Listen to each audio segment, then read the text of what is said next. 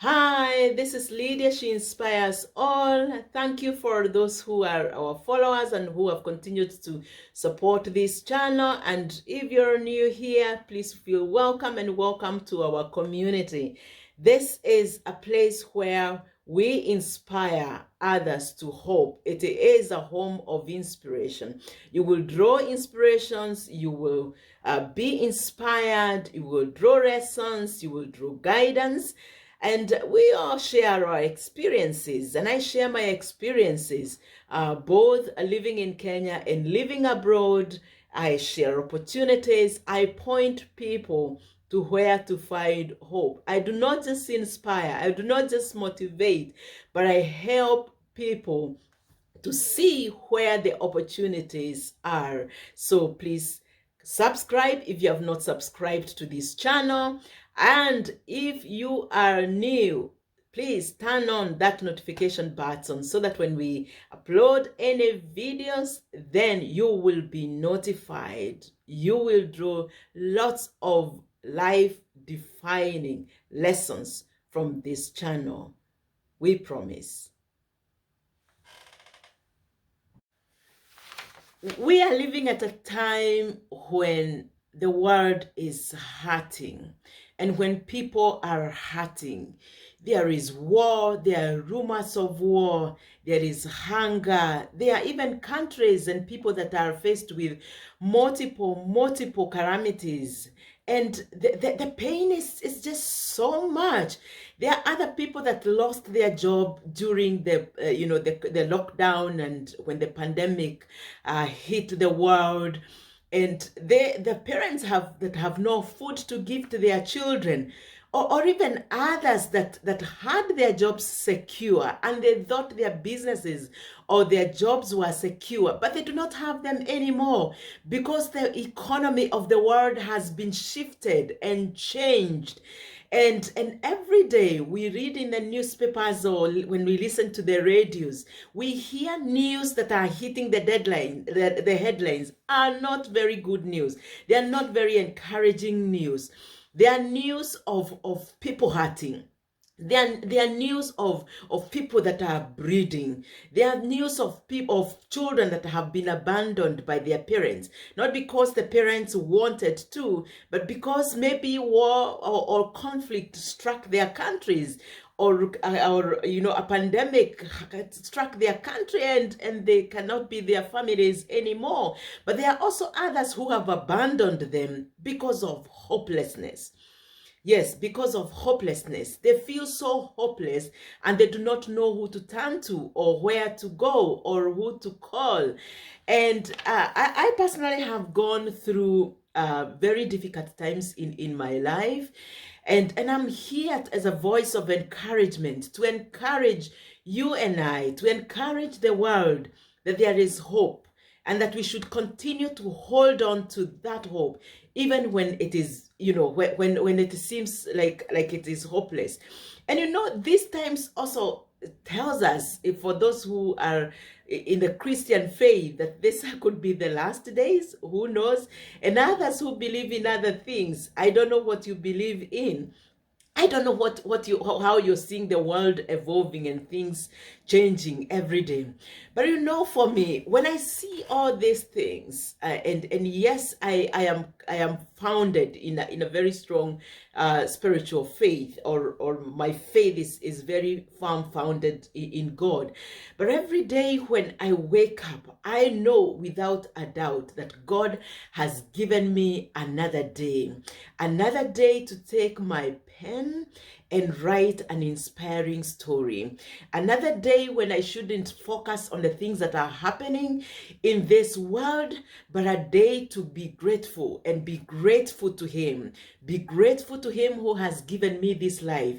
Be grateful to Him who has woken me up, because it is not that alarm that wakes me up in the morning. It is not that bird that sings softly on a tree that is outside my house. It is not your spouse if you sleep together with your spouse. It's not your mom. Like I wake up my children sometimes to go to college. It is not me who wakes them up in the morning. There is a higher power. There is a higher God. There is a higher power. I call him God, who wakes us up every single morning. And despite the situations that we are going through or the circumstances that are surrounding us, he has given us a brand new day to live it. To live it, yes, to live it and live it with gratitude, to live it and experience him, to live it and experience his power, to experience his love. And it is up to me to take responsibility to fulfill that which he has assigned me to do on that day. And maybe it is to take my pen and write an inspiring story that could impact the world. And maybe it is to go to work like where I work and write grants and inspire my staff to write high quality proposals that we can submit to donors. Maybe as a parent, it is for me to wake up and know that I have a responsibility to take care of my family, to take care of my children, to look after them, to give them the counsel and the guidance that they so much need today. Yes, every day when we wake up in the morning, it is a new day to take up a responsibility, to take up an assignment, to take up and do that which God has called each one of us to do. And it is up to you and up to me to dig and discover that purpose, to discover why we are alive today, why we are going through the situations that we are going through. For me, as I said earlier, I have gone through so many things, some that are highlights and others that are lowlights. But all this helped me write a story, and a story of inspiration. My name is Lydia. She inspires all. That's my brand name. People know me for inspiring people to hope. That is what I know best. That is what God has called me to do. And it is not just inspiring people. I help people. I coach people. I speak to people. I work with people who are stuck in dogmas, whether they are religious dogmas or cultural dogmas or whichever situations that have held people down. Hopelessness or lack of seeing a way, because there are times when we cannot even see a way, and help them to know that there is possibility, and help them, walk with them to know that there is a better tomorrow, that God has called them for a purpose, that him who created them and who brought them to this world has a purpose for them. So I work with people, I coach people to realize their purpose, to live their purpose, to get unstuck and rise up their voices to be an inspiring voice, a voice of hope. I work full-time for an international organization where I have served. I am passionate, very passionate about impacting lives and impacting humanity and helping people realize that there is better tomorrow for them. Even when they were born in poverty like I was, there is a better tomorrow for them. There is an inspiring tomorrow for them, because him who brought them to this earth did not bring them to this earth to suffer for life. Yes. And if you're listening to me right now, God did not bring you here, or whoever who created you, whoever you believe created you, did not bring you to this earth so that you can suffer. And that is what I am passionate about. I love coaching people. I love mentoring people. I love inspiring people to hope. That is my calling.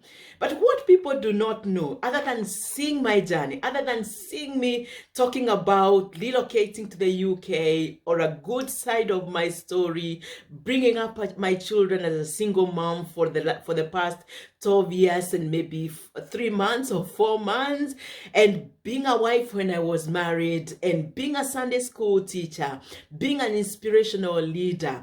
People do not know that I have come through a long journey, a journey of poverty, a journey of lack, a journey of suffering, but also a journey where God rescued me from the pangs of death. Yes, I am a living testimony that God is able to heal and heal you completely, heal you from an illness that you thought that would kill you, because I thought the illness that I suffered would kill me, would take this life. But here I am, 13 years looking back. I am growing stronger and becoming more resilient and telling my story and helping people. And if you stay up to the end, I will show you a practice that I do today, a spiritual practice that I do, irrespective of what you believe in. This is a practice that the heavens, or God, or the one who created you would use to heal you if only you believe. Now, I want to talk about one experience that I had in 2008 that will help you know that there is hope and that there is a God that heals.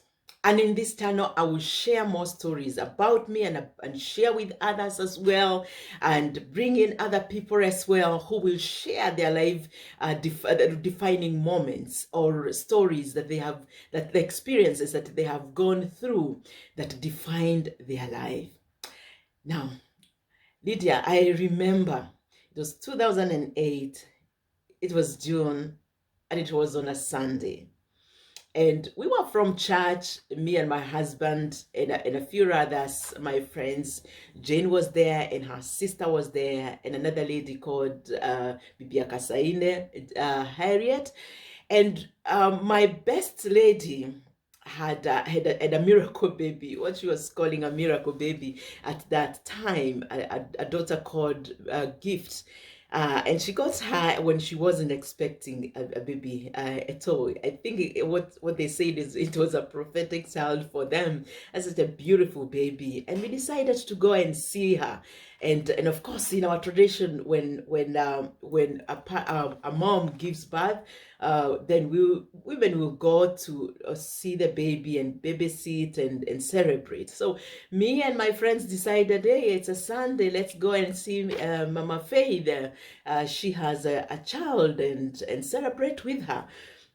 And and we were giving them a lift. My husband and I were giving Jane and the rest of the ladies a lift, and we, together with our children, of course, it was a big car, and another guy will also give a few others a lift.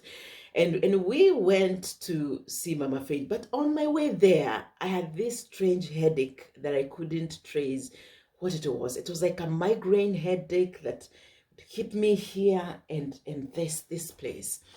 And I didn't know what it was, and I thought maybe it will go with time. I thought maybe because it was sunny.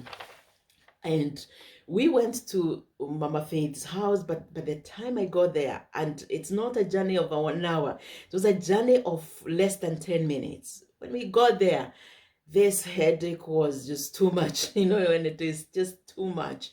And I went straight to bed. I told them I am not feeling well. And when I went to the children's bedroom, I slept there, and I started vomiting, and I vomited.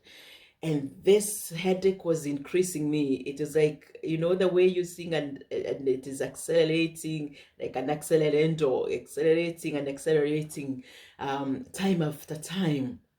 And I got to a point where it was just too much. And when Mama Faith came in the bedroom to check, she found that I had vomited in a basin that was there, and I wasn't talking. So she quickly called my husband, because my husband men do not go to those gatherings. They are women gatherings. So he called my husband and told him that I wasn't feeling well and maybe I needed medical attention. And I whispered to her, I didn't have my medical card, and my husband should go home and come with a medical card. We had a good insurance cover by my organization. And so we came, my husband came quickly, because when he was dropping us, yes, I was complaining of a headache. But then if I don't know how Mama Faith or my best lady explained, because I wasn't well. And my husband within no time came, and he rushed me to Nairobi Hospital. And when I got to Nairobi Hospital, I couldn't even walk. I was numb. My body was just numb, and I was wheeled in through the emergency, and the nurses checked my blood pressure, checked everything, and they said this is an emergency. And the doctor came, and they had to run a number of tests. And at that time, this headache was just too much. I mean, my body was getting numb. It was just too much, hitting from here to here, and just going down to the spinal cord. And I was admitted. Of course, I couldn't go home in that situation. And I was in hospital in seclusion for quite a number of days. And the doctor, if I remember well, he said, told my husband, your wife has meningitis, and you're lucky to have rushed her to hospital now, because it is fatal. She is not well, and she will be in hospital for quite some time to have her IV and and be on regular checkup, and she cannot be with other patients. She has to be secluded. And those are the last words that I remember. And I was wheeled to the ward, where I was for almost a month, I guess. I think 4 weeks in the hospital. And I was there, and I wasn't getting better. And I remember there were so many people who could come to see me, because they later told me, I am grateful to have been in a good organization. They would come, my colleagues would come and check me up. My best friends at that time were always there. Nemezeli Shiva and another one called Evelyn were always there. Evelyn wasn't working very far from the hospital, so she would come like every day, because I wasn't getting well. And my husband, my late husband, is late now. It's in another story. You can watch it after. I know I have not completed that story. I will. Would be there every day in the morning, during noontime, and in the afternoon. And as days went by, and of course my auntie was always there, and my cousin called Mumbi, they are medics. My auntie is not a medic, her husband is.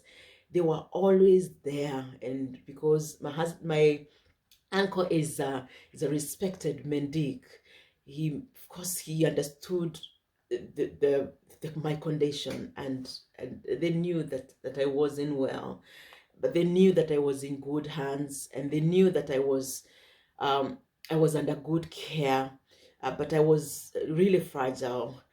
As times went by, meningitis affect the brain, affect the sight, affect the spinal cord.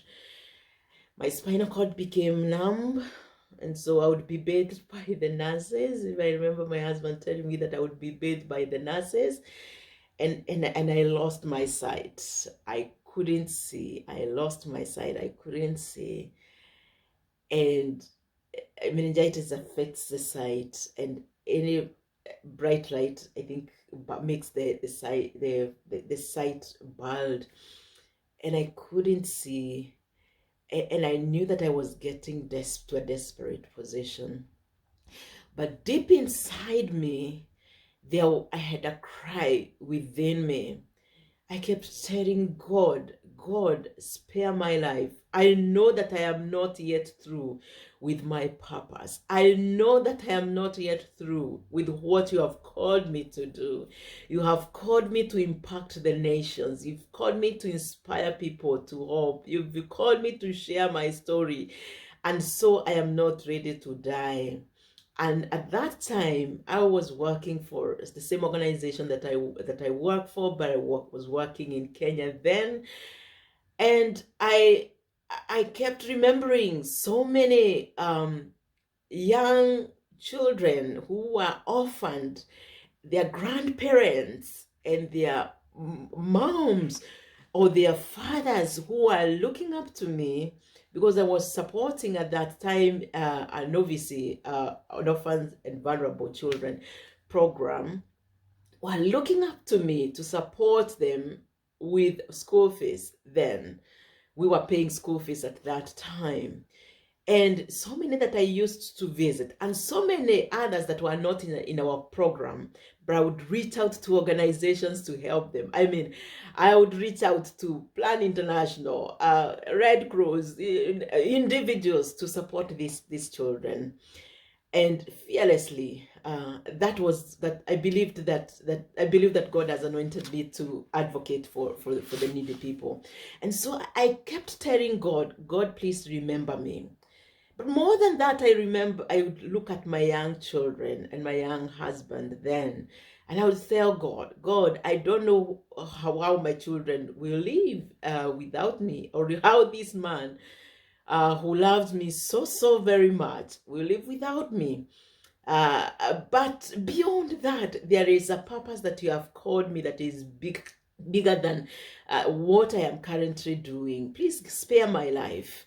And I had this strong will to live. And although I couldn't pray, I kept that picture of a healed person in my mind, and I held on it, of a healed Lydia, of a Lydia who would thrive, of a Lydia who would recover from this sickness that was maiming even my brain. And yes, I was there for quite some time, and it came for time for me to go home because the doctors had done everything they would have done, and I was wheeled home. When I was wheeled to go back home, it is not that I was well. I wasn't well. I couldn't see. I couldn't coordinate things. I mean, coordination, everything is centered in the brain. And so if your brain is not functioning well, then the rest of the body is not coordinating well. And so I don't want to go into the messes, but I at that time I started stumbling. Those who knew me then knew that I was an orator. I was an A student. I was an orator. I was a public speaker. I would speak in huge congregations and in the church and in the World Vision forums, both within the country and internationally. So I was an orator, and here I was, I couldn't even construct a sentence. And here I was, I couldn't even see. And here I was, I couldn't even coordinate. I couldn't even reason. And I was taken home with the hope that whatever will happen, because doctors had done everything. I had been treated and given the medication that I needed at that time. And, when doctor lets you go home, then that's it. But then I had the appointment just in case I recovered or did not die before then. But even then, there was this thing within me that would tell me, that whisper from the devil, I believe, that would tell me that my time had come and that I would die and that I wouldn't recover. But I would not entertain it. And so I was taken home, and I was there for quite some time. I had a very nice house help then. Her name was Mudhoni, and she took very good care of me at that time. And I don't know for how long I was there. There were community members who would come to see me, and one of the ladies afterwards, I was told by my husband, recommended that maybe I should use rosemary tree. Rosemary is very good when you have headaches and when you have issues with the brain. Or with migraine. It helps to just take a tea or cover yourself as a sauna and just breathe in. It's really good. So they would do all those kind of things. But then I also had medication that would give me hallucinations, serious hallucinations. There are times when I would fly, I would feel like I am flying, because I mean, the drugs that people with mental health issues take. And there are times when I would feel like I am flying, that I am flying, I am not in my body. And there are times when I would wake up at night, and my husband would always be there. Later, of course, we talked about this. That is how I know and remember all this. But I do know that I would feel that feeling of floating on the air, and I would wake up, and sometimes I would scribble to my husband how I am feeling, although I couldn't write clearly, but I would scribble or whisper as a stammer. Now, I was on medication for quite some time. I went to see the doctor, and of course, I was still the same, asemi kabidish heavy. And but I remember one day I was lying on the couch, and I was there. And at all that time, I didn't want to let my children know that I couldn't see, although they knew that I wasn't well. I didn't want people to know that I couldn't see, couldn't see. And I remember that one day I was lying on the couch, a couch like this one, and there was such a bright light that struck my forehead. And at that time I was crying to God in my heart. I wasn't praying. I can't say that I was praying. I was just talking to God and holding this picture of a healed Lydia in my mind. But there was this bright light that struck my face, and it's like lightning moved through my spinal cord. And for once I could see, not very clearly, but I could see. And I tried talking, and I could talk, although stammering from a distance. And I called my house help then. And I called her, Mudhoni, come. And she came running because I had not talked for quite some time. And I told her, I can see, Mudhoni, I can see, call my husband. And my husband was called, and he came. He was at work. He came, and he said, glory to God, you can see and you can talk. That time I was pacing up and down. I couldn't believe that I was healed. I couldn't heal that I was well again.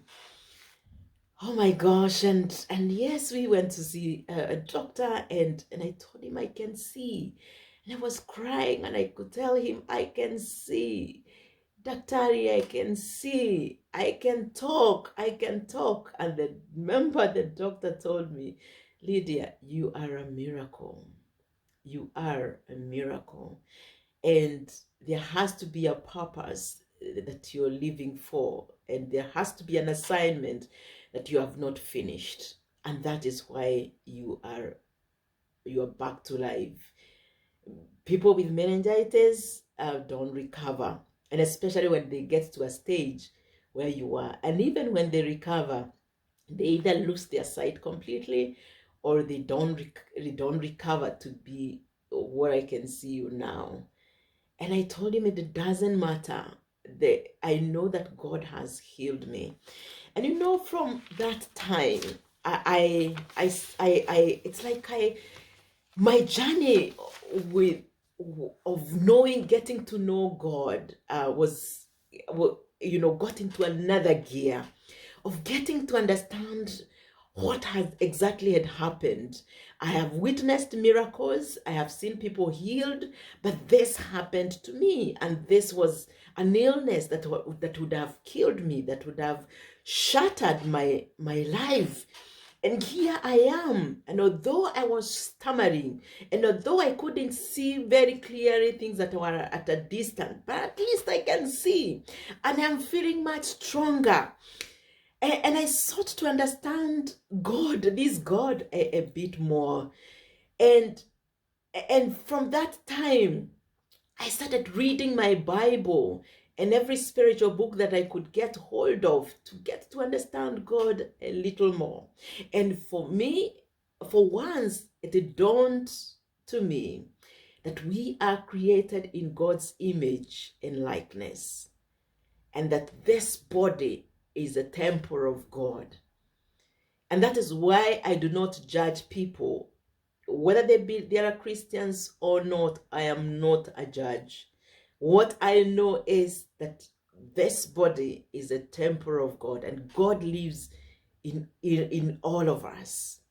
My Bible tells me in Him we live, breathe, and have our being.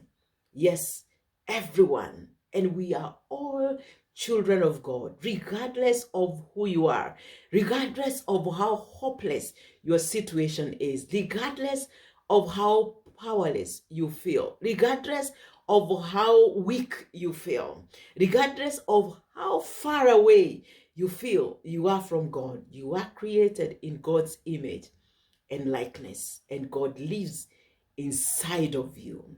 And God lives inside of you. And all that He wants you to discover is why you are created and why you are on this earth, and live your purpose, and live your purpose to make this world a better place. Yes, and live to love others, because you cannot say that you love God and yet you hate another person. You cannot say that you love God who you cannot see, and yet you cannot love the person that He has given His name, because your name, when I ask you your name, you will say that I am. If you ask me my name, I will say that I am Lydia. So I evoke the name of God. I evoke the name of God. So if I cannot love you, the person that I see, regardless of what you believe in, or where you come from, or your background, or what you're going through, then how can I say that I love God? And so that was the starting point of getting to know God and getting to know Him better. Now, the following year, of course, it was a long recovery journey that took time. My employer gave me time to recover well. And when I returned back to work, I did not return full time. I did what I would do, and so that I wouldn't lose my livelihood. And I was there. The organization was very gracious. I am so grateful. The organization was very gracious to me. And one of my friends would remember the following year, the following year when we went to India. I still couldn't see clearly. I think it's the end of that year, still 2008. I still couldn't see clearly. So the organization, and I needed to go and support children that I was supporting at that time, be their chaperone. So she had to go with me, and she had to go with me because I still couldn't see very far and still couldn't coordinate well. It was a long journey of discovery, the long journey of healing. And we all know what happened the following year in 2009. If you've not watched my video, watch what happened. I lost my husband, and losing him wasn't easy. And I'll talk about what I have learned in another video. And you see, I thought that I am the one who would die, and that is why when people heard that there was a person who had died in our family, they thought it was me. They thought it was Lydia. Why? Because, I mean, I am the one who was ailing. I am the one who people are expected to die. But here I am living my purpose. Here I am helping and supporting hundreds upon hundreds of people. And here I am. I cannot number the number of people that we have impacted as an organization, but the number of people that maybe my voice, maybe a proposal that I wrote or a decision that I made at work has impacted. We've changed so many lives, and I've seen so many lives changed before my very own eyes, through the work that we do, through the development work that we do, through the humanitarian work that we do. And I am grateful. Oh, yes, it's been a journey. And there are things that I have learned, that this life is a gift. This life is a gift.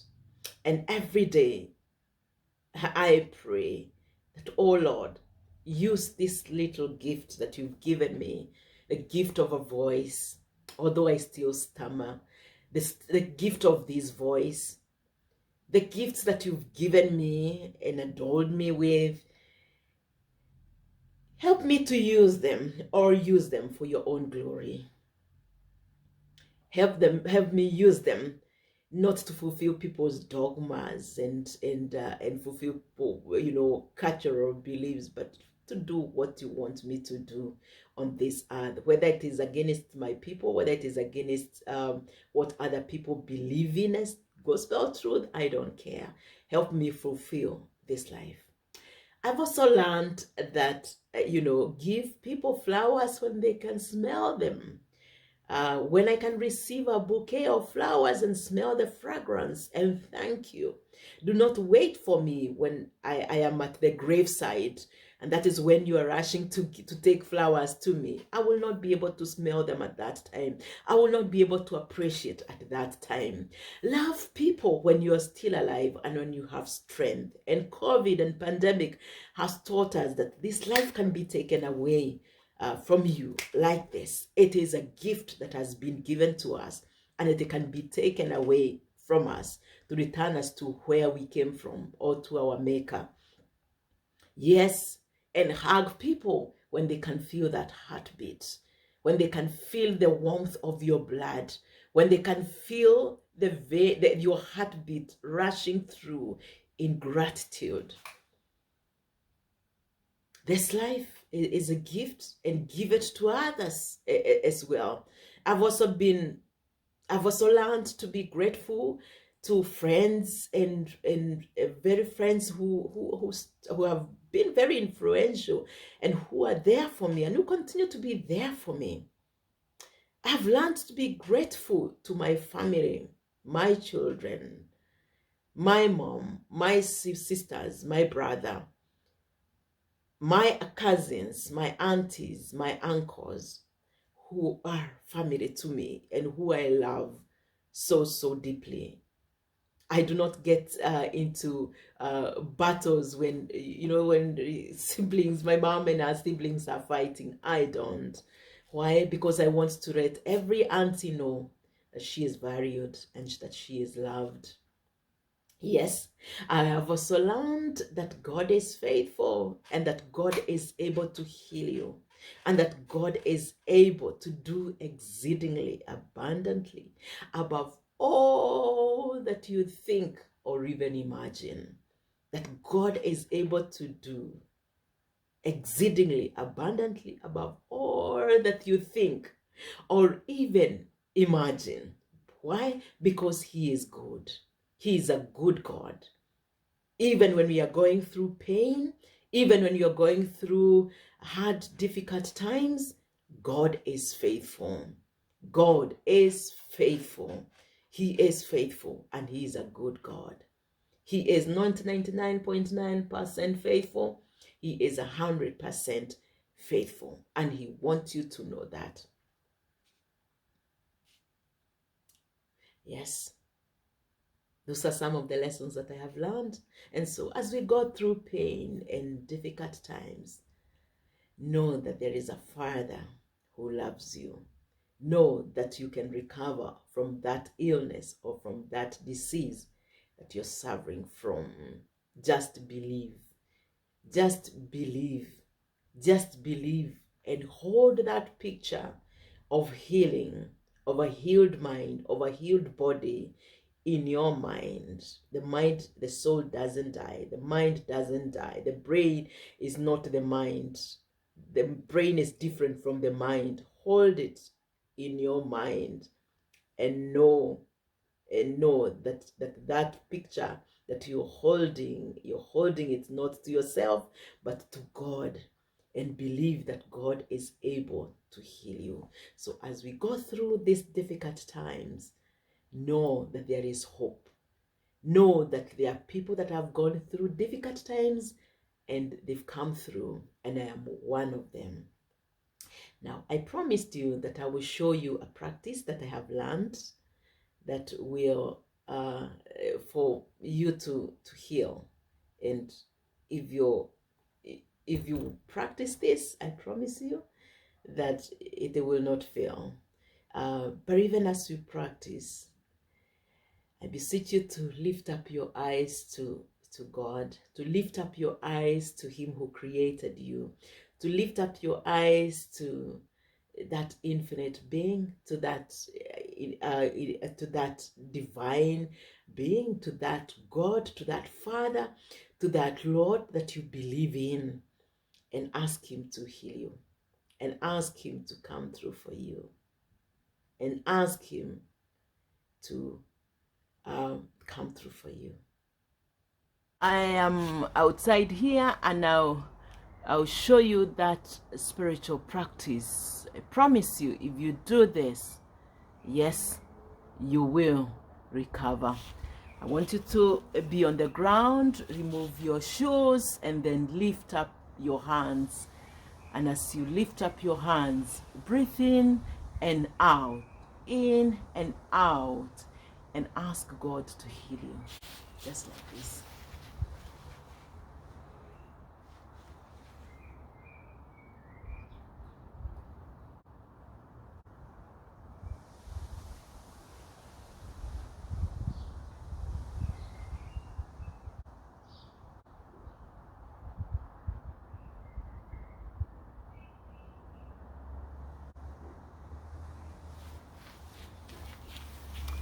That's something that I learned, and that is why as Christians we lift up our eyes, our hands when we are praying, but people do not know that that's a spirit.